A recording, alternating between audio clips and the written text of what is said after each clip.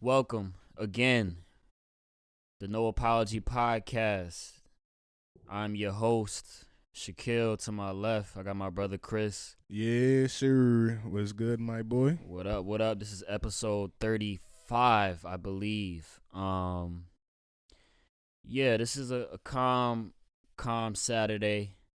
I've been binge watching. I'm not sure if you know or the listeners know. I've been binge watching this show, Married at First Sight, for I don't think I heard of that one, bro. What that show be about? so it's basically about these psychiatrists, or I don't know if they're all psychiatrists. Some of them are just regular doctors. They basically match up couples to get married without even meeting each other. So they have like a 14-day time, get their suit together, their dress together, pick all this stuff out, and they meet at the altar for the first time. And that's when they get married. They get married for the first time at first sight. All right, so back up real quick. My first question off that is going to be like, is there some type of like test where I'm answering questions? And Yeah, so they get to personality test. Yeah, some personality, shit. and they match you according to like what you may be like, or they match you according to the differences. Okay. So I follow, not follow like literally follow, but like I've seen some of the couples from past seasons that they're still married to this day. So it's actually a real show, real commitment that they put together, and I learned a lot, bro. I ain't gonna lie. Like binge watching that show, it's like after the marriage, and they before the honeymoon, and even on the honeymoon, they send them to like islands and shit. All right, so I'm gonna stop you again. Go ahead. Another question. So after the 14 days, they meet at the altar, they get married, and then boom, blam, splat, they straight into it. They get in the married. crib. They get married. They start talking. Yeah. And they ask questions about each other. Blah blah blah. Yeah. Then they send them in a hotel. So the marriage is the first like time they're meeting each other, basically. Yeah, the first time. Their families are all there together. All that. Yeah. And basically, they send them to the honeymoon right after the first night of the wedding. They send them to the honeymoon. Some of them went to like Puerto Rico and Cancun, all them type of islands. Yeah. And some of the couples, they consummate the marriage after the wedding. Some of them don't, but like you get to see how the couples kind of like look at life, look at relationships, because some of them are more open to having sex with somebody they just met after their wedding, or some of them are more connected to the emotional side. And this real life people. This not like actors. Nah, this is no real shit like this. The new season actually started this month. Yeah. The beginning of this month.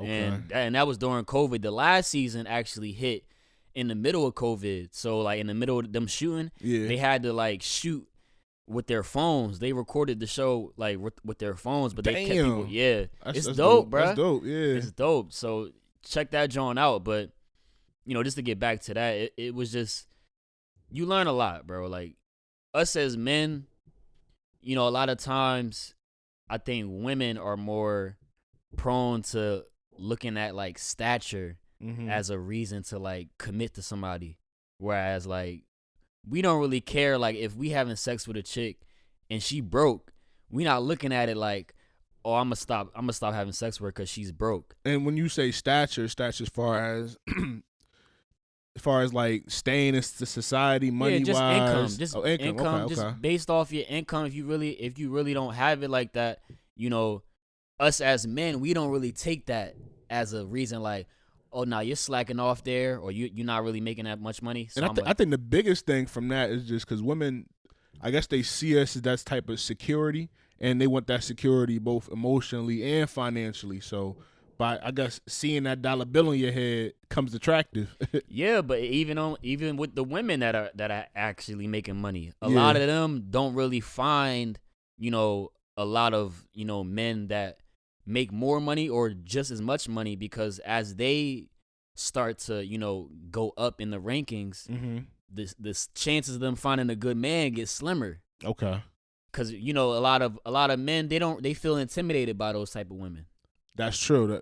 I think that's really true. So it's the dynamic. Even on the show, you see that dynamic a lot. It's not too many of the relationships where the women are making more money, but it's a lot of situations where the women are not as well established, and the men have to kind of consider that because they're married now. It's not like they're dating; they're legally married now, so they have to like kind of see what they can work with, and at the end of the season, it's up to them to decide they still want to be married or not. Yeah. But they go through a lot of trials and tribulations, and yeah, man, I just from watching the show, I think one of the best things I've learned is, you know, if it's possible to, and I'm think we talked about this plenty of times. But if it's possible, like, not just opening up and just having sex, just thinking about that when you first meeting somebody, like really getting to know them on an emotional level. I think that is really the best thing, because like once the sex is involved, it's like the feeling's so scattered. So not every episode where they meet for the first time after the marriage, they're having sex. Some actually choose to wait. Some actually choose to wait, bro. Oh shit. Some choose to wait, and some, you know, it's more of a surprise that the people that are having sex, because like I said, they're meeting at first sight. Exactly. So that's a connection that you just have, you know, just attracting wise, like you just physically attracted to this person. Yeah. And you know, you kind of see throughout different seasons, it doesn't really matter, you know, if you have, you know, sex with a person on the first night, it doesn't really guarantee that you're going to be with them. That don't mean they're going to keep you after the season, basically. Yeah. Because that shit wasn't good, or that thing was smelling a little funky the first night. They might base it off of that. And at the end of the season, might not choose you and shit, basically. But on one of the seasons, it was a girl that was a virgin. Damn. She was a virgin. And she gave it up the first night. Never. Oh. The whole John and the dude, he just wasn't feeling that part of it, because he was like, you my wife, and like I understand you trying to get comfortable, but like I'm trying to find love. Yeah, and we're that's looking an at this from a important long-term perspective. We're already married. Yeah. So it's like I'm looking at it like we're married now.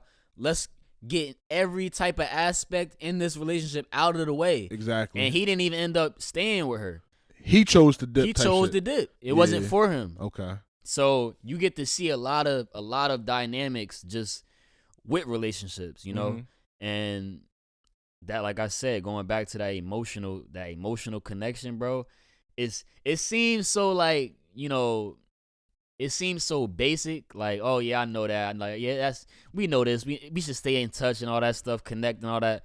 But people don't really understand, like, just knowing the flaws about somebody. Yeah. And being able to stick through them. Yeah.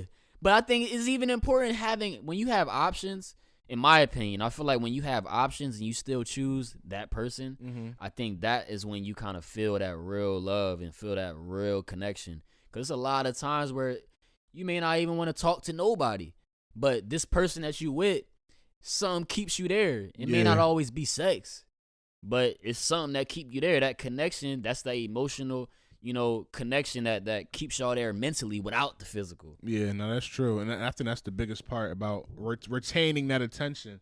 What's going to keep my attention the longest? And like the whole time you kind of describing this show, I'm just thinking about like life and reality as it is right now in general. There's people that are really getting married off Tinder. Or getting married off Go Fish or whatever. I forgot what it's called now. Oh, Plenty of Fish. Plenty of Fish. He said Go Fish. Feel me? But it's children being made off these websites, off encounters, and it's funny because I go back, got my little college degree or whatever. But while in college, like one time I wrote a research paper about the hookup phenomenon, and I think I might have mentioned this in the podcast a while ago. But it's just, the paper is basically solely about like today's reality of dating and how things have kind of changed throughout the year, where it's more so of a hookup rather than a long-term commitment. Ooh, and it's funny because get into that. Yeah, you feel me? It's funny that. Because you just bring up Talk that your show talk. where it's like a marriage, where it's like when you think of the idea of marriage, automatically you have to think long-term commitment, right? So even for people to even put themselves in this situation, it's like they should already know like there's going to be sacrifice. There's going to be compromise, and there's going to be some type of things that I may not want to do, but for the sake of my partner, I'm going to have to make that, you know what I mean, that compromise. I have to do what I have to do type shit. Right. And I would think more people kind of going into it would kind of, you know what I'm saying, have that commitment of fuck it. We have to have sex the first night because that's a key component of a long-term relationship. Yeah. So it kind of does surprise me how you saying that a lot of people don't, or it's like, you just think like 50-50 probably don't? The first night, I would say less than 50, if I'm being honest. From the seasons that I've watched, Yeah. not every couple, had, like, it's really normal that they don't have sex. Cause like, we get it. If y'all don't have sex, we understand. Because y'all just don't meet each other type shit. Yeah. Exactly. But another thing is, what's the age groups though? We talking about old heads, or we talking about like, our generation, or like? It was some our age, and it was some older than us. Okay. Not like super old. I say like between our age and like 40s. Word. But just to get back to that little tender subject I was bringing up and shit like that, and I don't know if you were ever a member or what the social dating websites be about, but for me, nah. private relationship status, somebody dove in there. But it's funny because like you talk to people like that, people that have them type of websites, and a lot of them just be trying to hook up. Like this males and females. Like if you're on there, you're trying to basically get some ass type shit. It's hard really to find like a long-term commitment with that. But it's kind of based upon the same dynamics where like you more so attracted to a person's physical, or it might be their bio that gets your attention, or whatever the case may be, where now you just hook like, all right, this is the person I want type shit. I need this person in my life. You feel me? Yeah. So it's crazy, like just the whole infatuation one could get with a person not even knowing. Right. I wouldn't be surprised that people would do that on dating sites, because what else do people have to look forward to when they meet somebody? A lot of people aren't really that interested even in person anyway, because with social media you kind of get everything you need from this person. Like you could probably find somebody on these dating websites and look them up on social media, and you know everything about them. So I don't think dating is nowhere the same as how it used to be, and that's not no knock to any gender. I think both genders are just on some horny ass shit. But then it comes back down to several times when we discussed on the podcast, a type of persona type of thing. Like you can never really expect that social media person to be that same type of person in real life. You know what I'm saying? Because like, all right, let's say for example, some people are like real active on social media. They're posting every day, and they all into it. They may crack some jokes or say some logical shit. You be like, word, I feel that motherfucker saying. But see person in real life, or went to school with somebody, you be like, damn, motherfucker never used to talk nothing. You feel me? Like never used to hear both speak type shit. But now everybody locked in conversation. So it's like, and that's true up until this day. Of course, you're gonna display that persona, but I think it's the back and forth, and that's another thing too within the paper. Kind of touching back on that is, how do you know somebody feeling you? And like when you texting and shit like that, is different because now you're using emojis. You're using like emocons to kind of express yourself without actually expressing yourself. Because I'm the type of motherfucker to LOL everything. You feel me? Right. Especially if I don't know the person and I don't want to come off too serious. I'm LOL on everything just to kind of break the ice a little bit, keep the barrier strong, but. Motherfucker got a straight ass face while I'm LOLing though. You feel me? Like, I ain't smiling at all type shit. Nah, but like it's just that because you want to come off easy, so you want to come off as a nice person type shit. Yeah, I think, but the dating realms too. A lot of people aren't healing. Like they're not healing from past people, past experiences. You look all the time. Just around the internet, and we live in this day and age with our generation. It's like, how do you say this? It's kind of that if it's kind of that monkey see monkey do type of thing. Like if you hurt me, I'm gonna hurt you back. Like if you treat me like shit, I'm gonna treat you worse. Like, or because that nigga treated me like shit, I'm gonna treat this nigga like I don't give a fuck type shit. But not, I mean that too.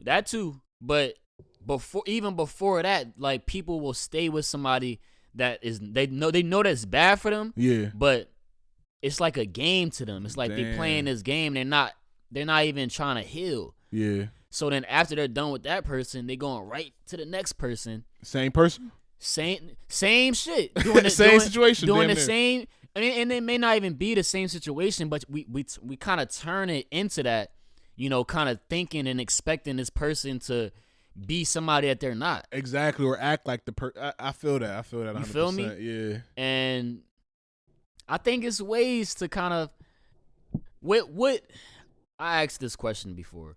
What signs what signs do you take in spotting, a broken female that's pretending to be healed? What kind of signs do you kind of look for when you like notice like, okay, this girl might be pretending that she's over something that she's really not?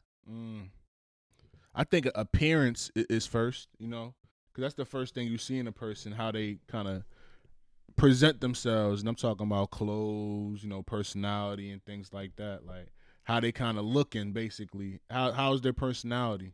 I think that's a big sign right there, because I feel like you can more so tell a person just by the way they act towards other people, basically. That's what I'm trying to say. Okay. Yeah. How about you? What you think? With the demands, I kind of pay attention to what you're demanding, Okay. especially early on. If you kind of demanding like weird things from me without actually getting to know what type of person I am, I'm gonna assume that you may have been getting that from somebody else, and you kind of want me to be that. So that's something that I kind of look at like, all right, you might not have really healed from something like. That's just me personally. Yeah, I understand. That's just me personally.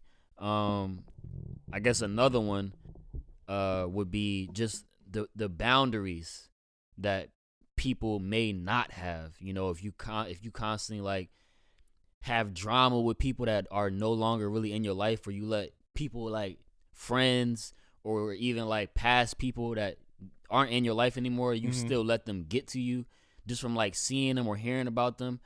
I'm going to just assume that you have like a hard time letting go, yeah. Setting boundaries, and you just don't know how to properly heal. I'm not going to judge you for that, but like that's something that I will notice. Like, all right, you might not really know exactly how to heal.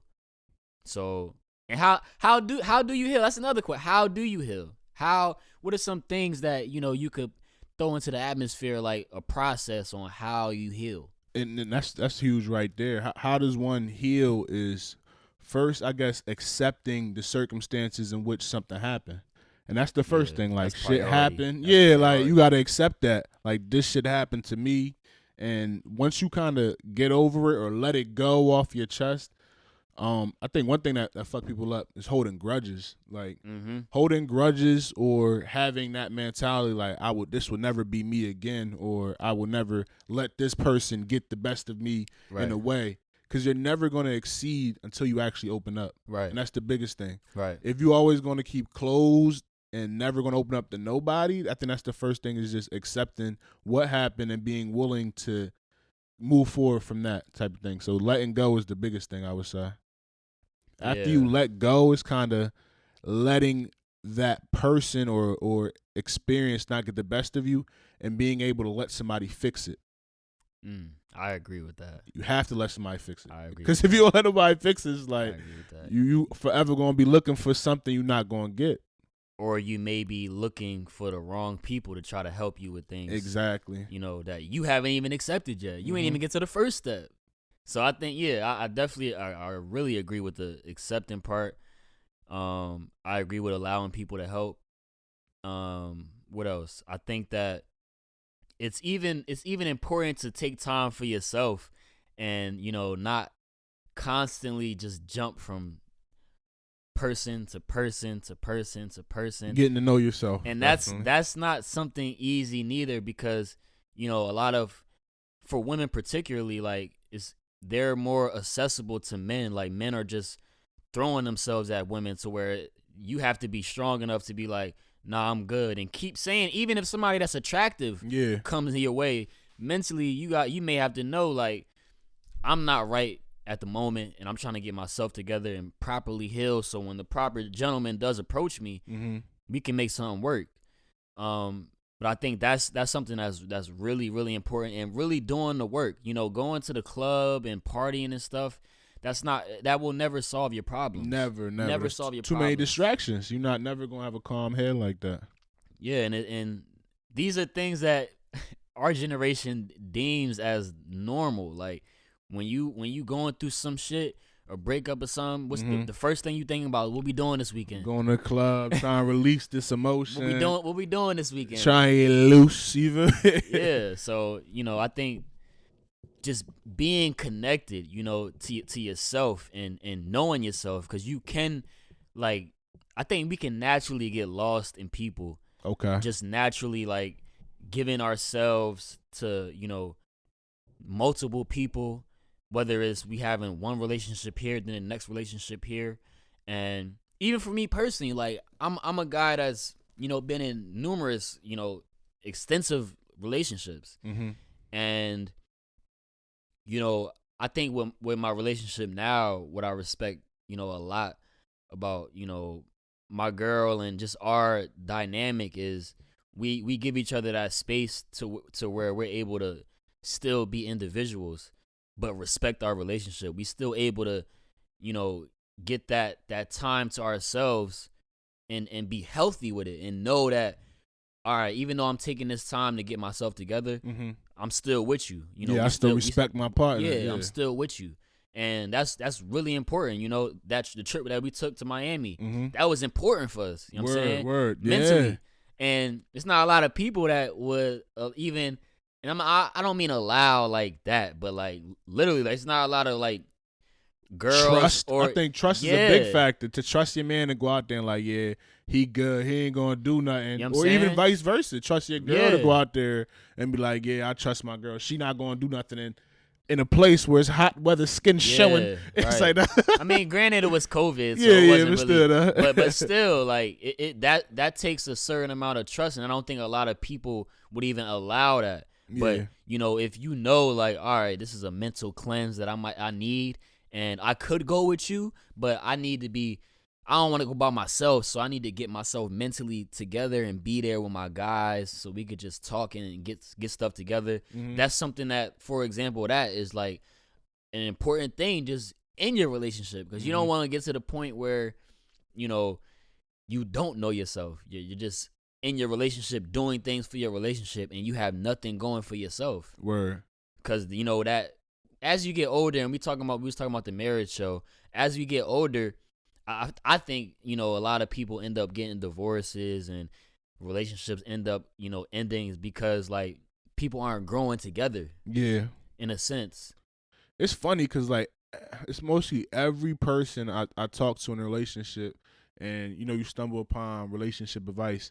One of the key components is, you gotta do your thing. Like, you gotta go out a little bit. She gotta go out. Y'all gotta have activities outside of each other. Yeah. And that's what's gonna make y'all relationship better. And I think it's very important for, women to have relationship with their girlfriends, guys to have relationships with their guys. Just because sometimes you have to release that other side of yourself. Because, of course, you're going to always, communicate with your partner. And your partner's supposed to be like your best friend, somebody communicate. But sometimes you got to talk your shit with your guys, release that, you know what I'm saying, testosterone. And women need to release they shit with their girls and release that estrogen. Like, it's just natural human ability, I feel like. A lot of, like, with us, I think it's good for us to have a girl that has a lot of girl, like, friends. I think it is. It's healthy. I think it's healthy, too. We don't want to hear, like, respectfully, we don't want to hear every conversation that, your lady might want to have. Some conversations may be, for the girls. Real shit. The girls are more interested in what's going on. They might talk about some shit, some gossip shit, and you might be like, "Oh, word, cool." That's it. That's and they take that as like, "Whoa, what? What?" The girls might be like, "Wait, how did he say it? How did he? What did he?" We're looking like, for a different type of reaction. They more in detail. Word. So it's like, I think that's really, really important. And I'm not sure, how well, men and women even mix on that level. Just like you say, like, sometimes it's good to be able to have those conversations with your boys, and have those conversations with your girls that, on one end, like, this is the person that I love and I could talk to them about anything. But exactly, sometimes you need that time. Yeah. That time is really important to just be able to just release. And naturally, men and women, although, we have same dialect in certain cases, we think different. Like, the way we formulate shit is different.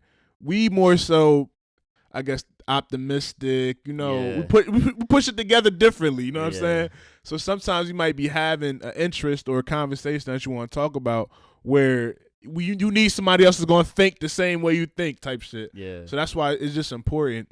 And just coming back to it, I think that like you said, it's important when spotting a broken woman is the boundaries that's setting forward. Because if that person never had boundaries in the past or maybe had overbearing boundaries, it's going to be hard to kind of get them out that box or contain them in that box. You know what I'm saying?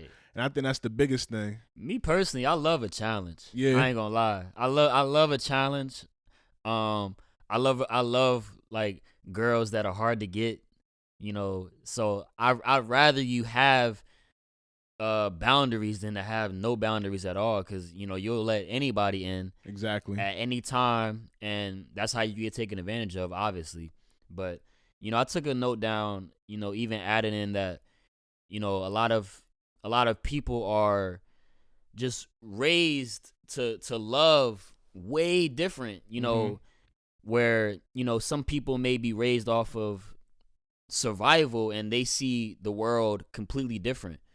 And that love factor may not always even be there to the extent of more of a passion, more of a, like, you know, just a loving nature. It's more based off of what can you do for me? And if you can't really do anything for me, then I'm out, type shit. And you know, that's a human factor in itself, I believe. But you know, just people that are raised more on that survival, they don't really have that love.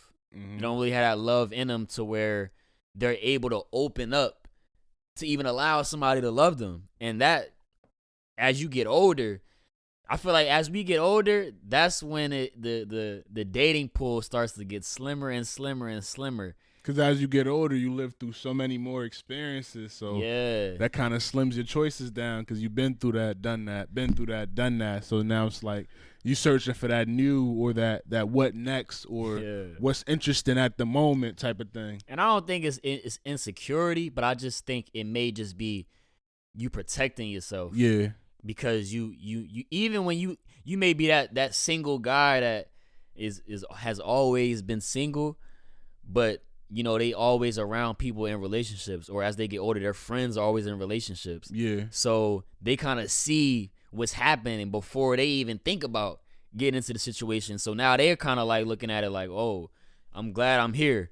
But I guess when you are single that long, it gets lonely, but it's more, I guess, beneficial to you, whereas you only get to worry about yourself in a sense, but nobody want to be lonely. Yeah, but it's like, now I'm thinking about it, it's like the more you single, it's like the more reckless you get. You see, like the more you stop kind of caring for how somebody else may feel. The real test is committing yourself, bro. Exactly. That's how I feel. In my humble opinion, I think the real test is committing yourself to somebody and just growing up. Yeah. Growing up, bro. Like, honestly.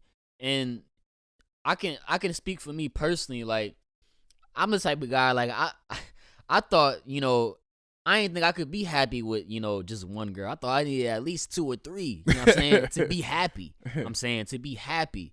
So, you know, just having that connection with one person and being able to go through every and anything and knowing, like, all right, whatever, regardless, this shit is still solid, that molds you to be that mature person. And it even gives you, you know, the ability to help other people. So even with that, like, what for men, like, as men, what if you could give advice to men with relationships, like, what would be the best advice that you would give men?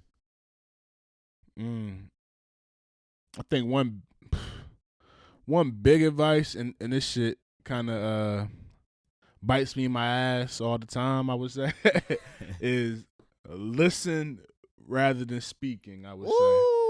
Because, and like we just discussed, they're going to tell you some shit sometimes where you're just going to be like, oh, word. Right. But it's not really about the old word. It's more so about, did you hear what she was saying? Right. Did you understand the you know what I'm saying, the context of where she was coming from. Did she paint the picture enough for you to understand type? Taking her feelings into consideration. Exactly, because us as men, the first thing we're ready to do, especially argument or not even sometimes planning, because this sometimes happen to me and my shorty all the time, where we're kind of game planning and shit like that, right. And she has a good idea where I kind of, before her idea is even out the head, I already know what the fuck I'm about to say, because fuck what you saying, like, this is what we're going to do. You're not even listening. Exactly, like, this is what we're going to do. Like, I hear what you're saying, but listen, because sometimes our women, there are women for a reason. Right. We picked them because there was something about them that fucks with our thinking that makes us agree with them type of shit. So listen, because they're there for a reason. So I'm saying, let's definitely listen to the whole story. Advice. If I could give men any advice, I think I would say when you do argue, don't argue, as enemies, argue, to try to solve the problem. Real shit, because it do get combative after a while. You forget you even love the person, man. For real. And that's a constant reminder, because it's so easy just with us as men. Like, when we get emotional and we get in our feelings and our ego get bruised, that's when it kind of get turned up to where, like, you forget, like, you actually love this person. Mm-hmm. And, I think problems are problems. They're always going to be there. But the timing and how you solve them is what's more important. And I think just speaking with love, moving with love, and, the disagreements is never going to go away. You're going to always disagree on everything. Us as Americans, we disagree on things. Real shit. You know what I'm saying? But being able to agree to disagree is also another key. Just knowing, like, all right, we don't agree with this. You know what I'm saying? And we don't have to agree on it. Then that's fine. That's fine. It's going to happen. That's 100% fine. We don't have to agree, but as long as we thinking together, what else could we do at that point? Exactly. We got to think together. So yeah, this was a good little discussion. I guess to kind of segue, just with social media and just how relationships are going with social media, the filters. I've been paying attention just over these last couple months, even during COVID, and I see a lot of people, using the Instagram filters. The goddamn filters. Yeah. And it just, I don't know, it kind of brings a slight concern. Mm-hmm. Because you kind of give this false representation of yourself, like, every time that people see you. And on social media, that can be the time where you're displayed as, like, your life is all good. Exactly. And it's really not. Mm-hmm. People look amazing all the time on social media, but that's not how they look all the time. And I'm not sure, why would you want to look good all the time? I'm not sure. That's a question I would have to ask somebody else. But I think with the filters, you kind of get away from, like, how you really look to how you want to look. Mm-hmm. And I'm not even sure where things are going to go past Instagram. Like, what's the next social media? Like, is it going to be, like, completely, like, disconnected from reality? Because I think that's what we're kind of moving towards when you look at the Instagram filters. And people listening to this, there's probably somebody out here that probably won't even look at, IG filters how I'm talking about it now. But I'm a deep thinker, so this is what you get from me. And that's just, I just feel like, it gets dangerous to the point where you're not even aware that you don't even like yourself and how you look. Mm-hmm. So we gotta kind of change that to the, not completely change, because everybody loves filters. I use them sometimes, but I think it's just important to be able to, I guess, be in reality, but, kind of still have fun in the social realms. Mm-hmm. If that makes sense. And it's funny because I kind of want to fuck with you on this topic a Go little ahead. bit. it is funny because your girl actually do makeup. Okay. And one could easily compare Instagram filter being compared to as makeup in a real life situation. Okay. Because now let's bring up the topics of Instagram filter. They're to make you look better. Okay. They're sometimes to make you look lighter. Sometimes make you look darker if that's the case you're looking for. Make you look a little plush. Put it in your cheeks, whatever your skin, make your shape of your hair look better. Whatever the case may be. And now we look at a real life filter. I would say makeup is a real life filter. Right. Because you can look at a female without makeup and then a female with makeup, and that individual is completely different type of beauty. And don't get me wrong, I'm a person of lover of natural beauty and one in itself, but I could see a female in makeup and look good as hell too, you know what I'm saying?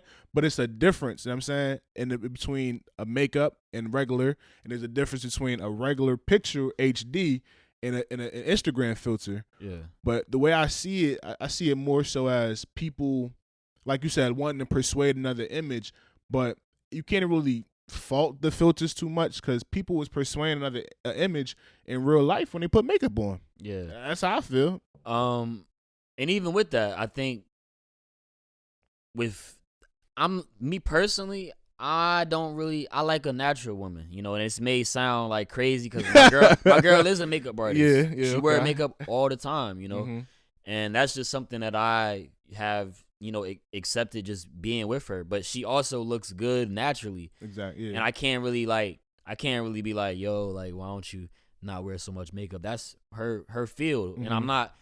The good thing is I'm not with her because she wear makeup. But do you feel as though that could be a filter to make one look better? Of course. A real life filter. Of course. Okay. But that in itself. See, Instagram filters isn't an industry. Okay. Beauty is an industry, so that's something that I can't even really like say like, all right, I want girls to wear less makeup or, you know. No, of course. So but we can debate it. You know, that is a topic that, you know, I love talking about because I am a natural loving man that I love a natural woman. Yeah. Period. Like I love just seeing you in your natural state, whether you feel like you ugly.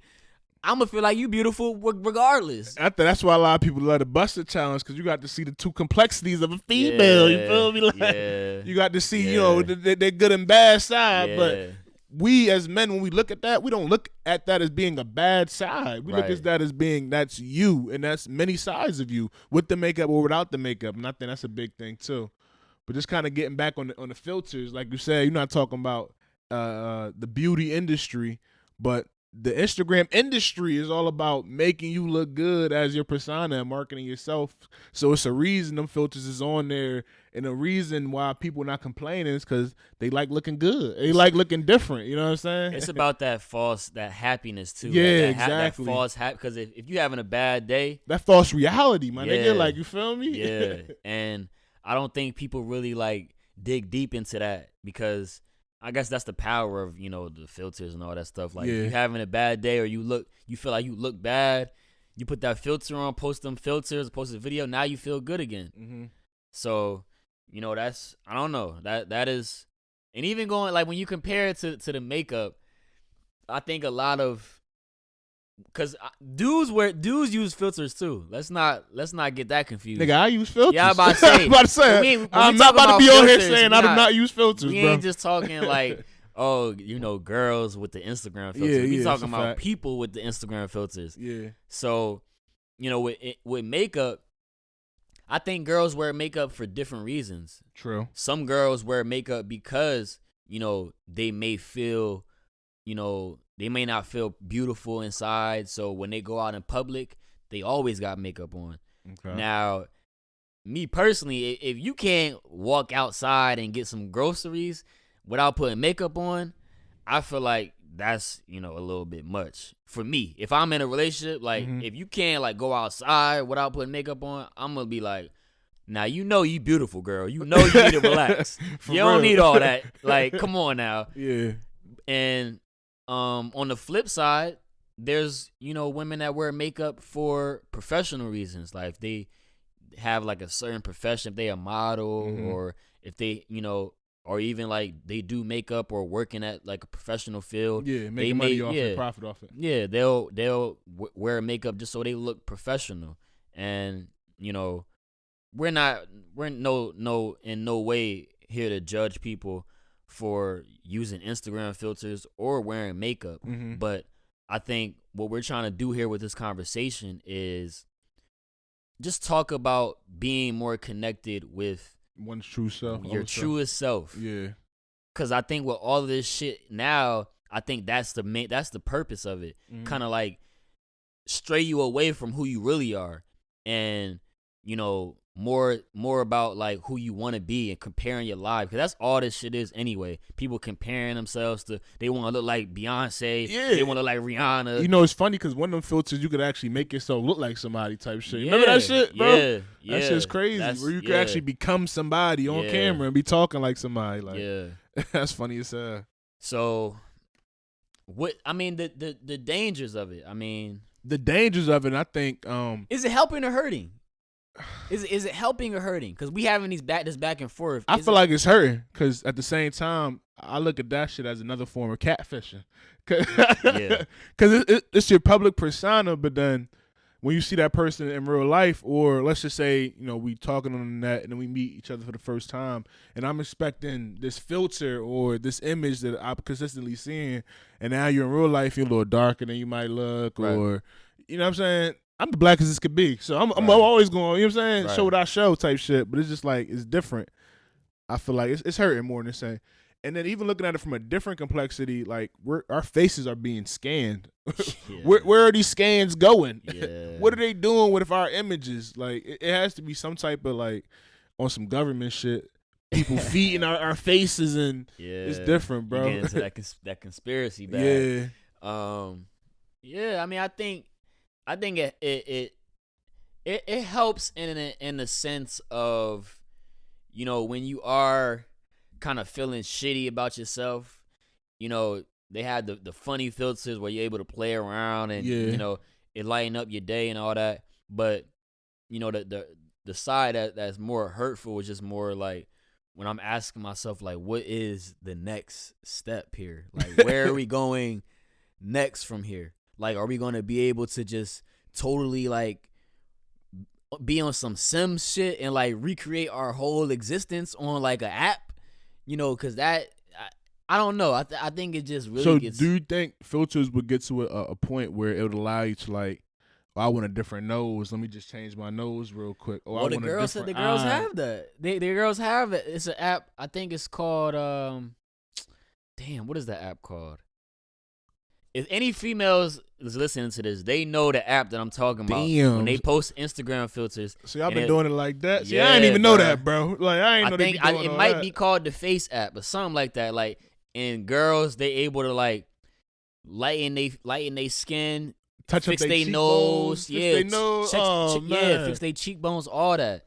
That's why it's getting bad, bro. That's getting bad. It's getting bad. That's real bad. And when a girl posts that picture, like you said, you expect her to look like that when you see her in person. Exactly like that. And even with that, like, you know how girls like, you know, girls, short girls might be like, yeah, I like tall guys and all that other stuff. Mm-hmm. But if we come out and say we don't like something, like we're hateful, we don't like something, but I think women are allowed to say what they like and don't like. When it comes to men, I guess it may be the delivery. You know, some niggas may just be disrespectful when they just say what they don't like. Yeah. But I think that's just according to, you know, their preference. Like, I really don't want to see you posting filters every picture, and then when I meet you, you know, if you look different, you gotta just respect. I don't want to really talk to you no more. Like, that's just respectfully. Yeah, real shit.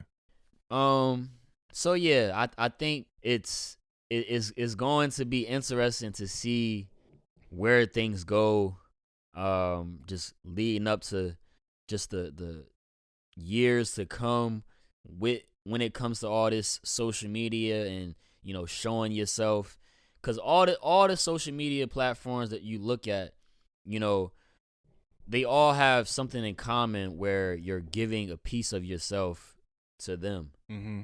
to this audience of people, whether it's who you really are or whether it's not who you really are, but you're able to portray yourself however you want on every platform. Complete control, yeah. You're able to if you want to look like you rich, you can look like you rich. You know what I'm saying? Real. If you want to look like, you a scammer, you could look like you a scammer. Whatever you envisioning yourself to look like, I think that's pretty much, what you're able to do with the platforms. And that control is kind of what leads people to, I guess, kind of just depend on the filters, depend on the interaction with people, where you kind of wake up and get on social media. Yeah, you gotta go to sleep, get on social media.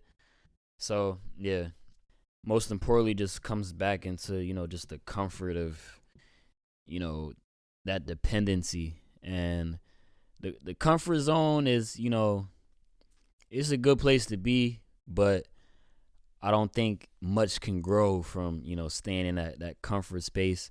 So just having that different outlook on what we depend on to make us happy is the most important part about this conversation, this episode. And you were talking about the 2021 and new president. Yeah, shout out Joe Biden. Joe Beasy. But hold on, before we get started, I see the Bernie Sanders meme. That's going that crazy. Shit was hilarious, bro. They got That's that going boy crazy. doing everything. He actually sold sweatshirts. I don't know if you noticed. What? He sold sweatshirts with the meme on it. That's funny. That's what I heard. I heard he sold sweatshirts and he donated the proceeds to like a charity. Oh, word. So shout out to Bernie, man. If that's true, shout out to old man Bernie, man. Yeah. I'm not really sure why so many people are just expecting. Obviously it was good to get Trump out of office, but we don't need to expect so much from Joe Biden, because it's a lot. Did you I don't know, bro. Like I don't know if it was just the people I'm following but I seen people kind of giving Joe Biden slack. Like, good luck with this motherfucker. Like, he only gonna fuck shit up. And like, what? I mean, listen, man. Like, yo, that shit was just kind of crazy. I don't know how I feel, man. Everybody's entitled to their own opinion. Yeah. I don't really see myself arguing with somebody on social media about what they say. Especially about politics. Yeah. I was never a politician. Yeah, you know what I mean? Just the realist, I would say. Yeah, that's a fact. But yeah, I think it's going to be an interesting 4 years. I'm not really expecting him to, clean up the whole country and, make things super perfect. But I do think it's a time for recovery. Just a space for us to get back into, a better just situation as a unit. 'Cause I think a lot of just negativity and it was a race war starting to happen. It was starting to get real ugly. It's been a lot of dividing lately. Yeah, and man. Separation, and people been showing their true colors and shit like that. But I do feel like this is more so a fresh start, a fresh face. You know what I'm saying? Yeah. Kind of move forward and try to get things back to normal, I guess. Yeah. Especially with COVID, I don't know if things ever gonna go back to the norm, but. Biden has a lot of great ideas, and I think we at least gotta get a man a chance. Right, right. Get a man a chance, man. Get a man a chance. I'm just looking forward to and I've been saying this even before he actually got elected, into when he got elected. Just looking forward to what's happening, and I'm not going in there with any expectations. I'm just expecting what I can expect, pretty much. So real shit. With everything being said, though, my boy, before we end this episode, what's the biggest thing you looking forward to in 2021? New president. You know what I'm saying? Still January, almost over. Taxes about to start rolling in. Fresh start. What's the biggest thing you looking forward to, man?